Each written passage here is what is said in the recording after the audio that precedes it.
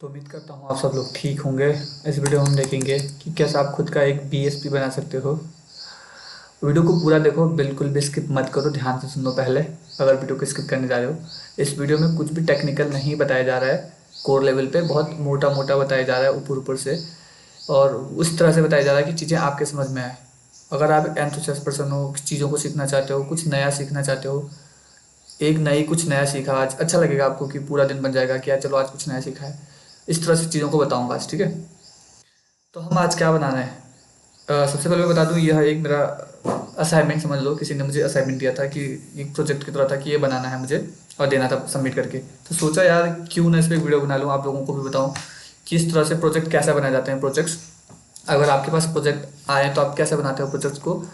तो इस वीडियो में सिर्फ नॉन टेक्निकल चीज़ें होंगी, ज़्यादातर टेक्निकल चीज़ें जो होंगी पार्ट 2 आएगा इस पर। अगर आप लोग चाहते हो तो मैं पार्ट 2 लाऊंगा कि मैंने कैसे बनाया यह, ठीक है।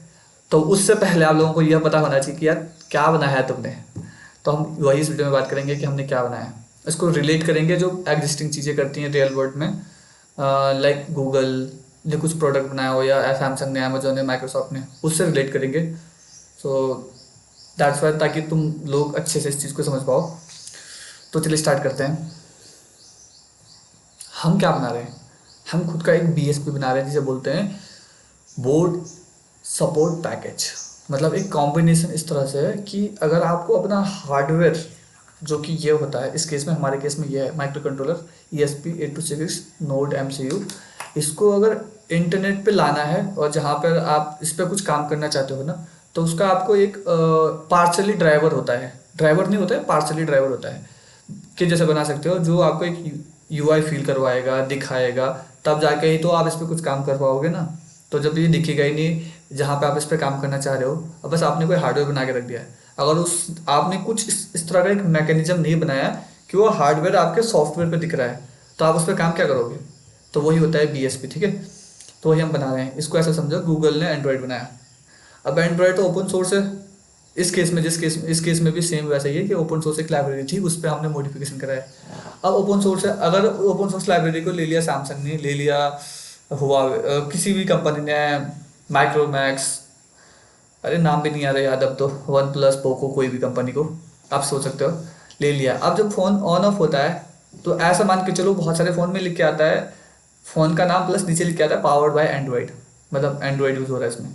सिर्फ ऐसा हो, सिर्फ एंड्रॉइड एंड्रॉइड लिख के आया, उसके फ़ोन का जो ऑफिशियल नाम है वो लिख के ना आए, तो उस कंपनी के कितना बड़ा, ये कह सकते हैं आप, सिरदर्द हो सकता है, इम्बैरेंस हो सकता है उस कंपनी के लिए। तो ऐसा नहीं होना चाहिए, कंपनी का नाम भी आना चाहिए। तो ठीक ऐसे ही, अगर आप इसके फील्ड में काम कर रहे हो ना, और आप खुद का मॉड्यूल बना रहे हो, मतलब आपने हार्डवेयर बना लिया खुद का, पर आप अभी भी क्या कर रहे हो, सॉफ्टवेयर डिपेंडेंसीज किसी और की है, अभी भी किसी और का यूज़ कर रहे हो। ये गलत बात नहीं है, जो कि कंपनीज भी करती हैं। अगर इसको ऐसा समझो, रियल लाइफ एग्जांपल समझाने की कोशिश करता हूँ। जो ये है ना नोड MCU, वो इस फील्ड का, जिसको आप अभी स्क्रीन पे देख रहे हो, इस फील्ड का दादाजी है। दादाजी मतलब ऐसा समझो कि बहुत पहले से, बहुत पहले से। अब आप इस फील्ड में कुछ नया बनाओगे ना, वो ये पहले से बना चुका होगा उस चीज़ को, 99 या 95% की चीज़ें बना चुका होगा। बड़े लेवल की चीज़ें की बात कर रहा हूँ, छोटी मोटी चीज़ें आप कुछ अलग बना सकते हो, कोई लॉजिक है, कोई ड्राइवर से कोई लाइब्रेरी बना सकते हो, लेकिन बड़ा इको सिस्टम बनाने की कोशिश करोगे ना, तो ये बना के बैठ चुका होगा। और आप सेम चीज़ों को स्क्रैच से बनाओगे ना, तो अगर आपके कोड में बाद में देखा जाएगा तो सिमिलरिटीज़ होंगी, और ये आपकी बेवकूफ़ी हो गया, आप खुद से कुछ बना रहे हो और उसके लिए आप किसी और एग्जिस्टिंग फीचर्स जो मार्केट में है उसका यूज़ नहीं कर रहे हो। यह कुछ ऐसा ही हुए कि टीवी मार्केट में आ चुकी है, तब भी स्क्रैच से टीवी बना रहे हो। मार्केट में फ़ोन आ चुका है, तब भी आप स्क्रैच से फ़ोन बना रहे हो। तो ये कोई स्मार्ट मूव नहीं है, ये बोल सकते हैं बेवकूफ़ी जैसा है। तो वही एक, जब ओपन सोर्स है तो उस पर काम करो ना, उसमें कुछ चेंजेस करके उसे कुछ रिफाइन करो, उसको कुछ और अच्छा करो। ओपन सोर्स प्रोजेक्ट में फ़ायदा यही तो होता है कि आज लाइनक्स इतना फेमस क्यों है विंडो से ज़्यादा। भले ही बहुत सारे लोगों को नहीं पता होगा कि लाइनक्स जो है वो दादाजी है, वो भी अपने OS की दुनिया में है, बहुत फेमस है और बहुत ज़्यादा है। कि अगर जहाँ पे बात आती है फुल कंट्रोल की, तो फुल कंट्रोल में सिर्फ और सिर्फ लाइनक्स है, और सबको भूल जाओ, ठीक है। विंडो विंडो ये सब है, मैक सब भूल जाओ। फुल कंट्रोल आपको कोई नहीं देता है, जितना आपको कर्नल तक कंट्रोल जो देता है, या तो आप बोल सकते हो कि CMD देता है, जो कि अब वर्जन कंट्रोल सिस्टम, या तो फिर वही लाइनक्स देता है।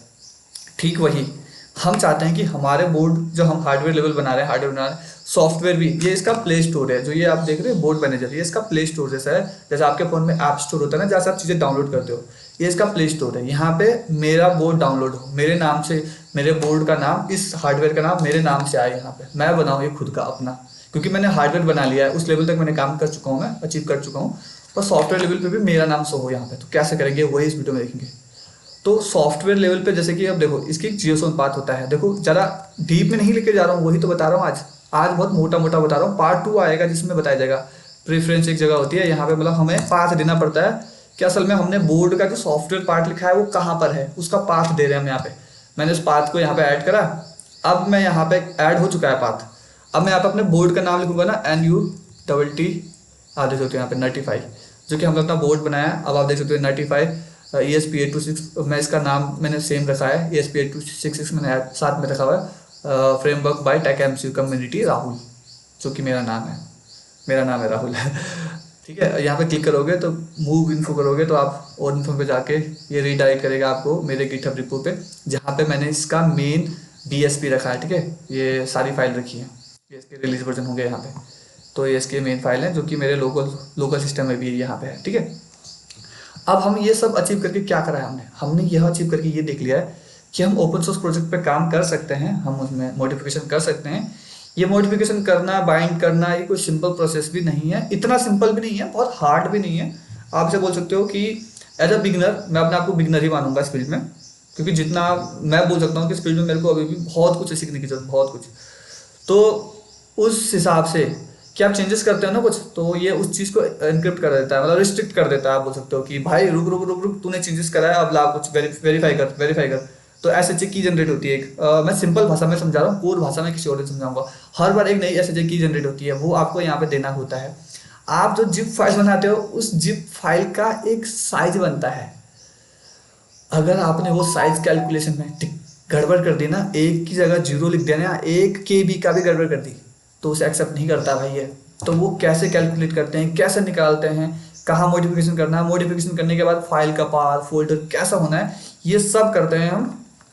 और फिर अपने बोर्ड का नाम, जैसे कि आप यहाँ दे सकते हो, यह ये इस आर्डिनो की दुनिया है, इस दुनिया में हमने अपना खुद का बोर्ड बनाया।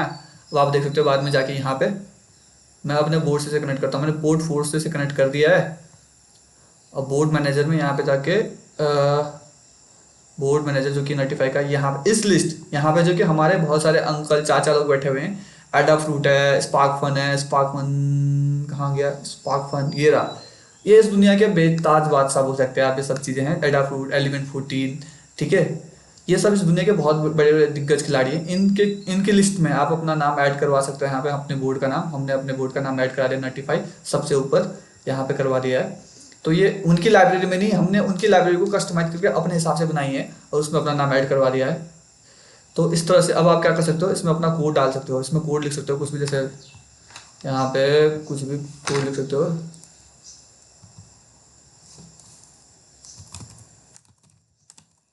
पिन बोर्ड 13 यार, मैं बहुत टाइम से इसमें कोडिंग भी नहीं करा। अब मुझे नहीं पता ये कोड काम करेगा कि नहीं, देखते हैं काम करता कि नहीं।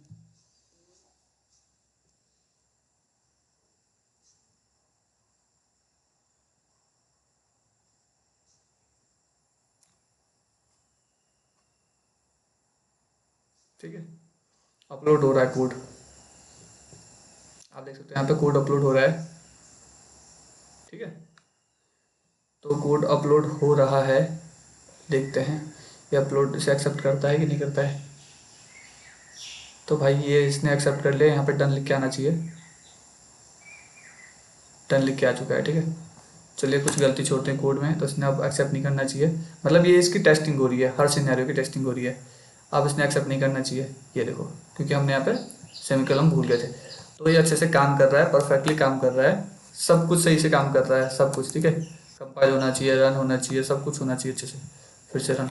तो आई होप आपको वीडियो पसंद आई होगी कि हम क्या अचीव करा, क्या बनाया हमने आज। तो अगर वीडियो पसंद आए तो वीडियोस को लाइक कर दो, और पार्ट 2 चाहिए तो पार्ट 2 के लिए लिखो यस पार्ट 2 चाहिए, जिसमें आप बताओगे स्टेप बाय स्टेप कैसे JSON फाइल बनाई जाती है, जो कि ये है JSON फाइल बनाई जाती है, कैसे जो ओरिजिनल लाइब्रेरी है उस लाइब्रेरी में मॉडिफिकेशन करके अपनी लाइब्रेरी बनाई जाती है, और इंटरनेट पे हिंदी में इस टॉपिक पर वीडियो नहीं मिली है मुझे।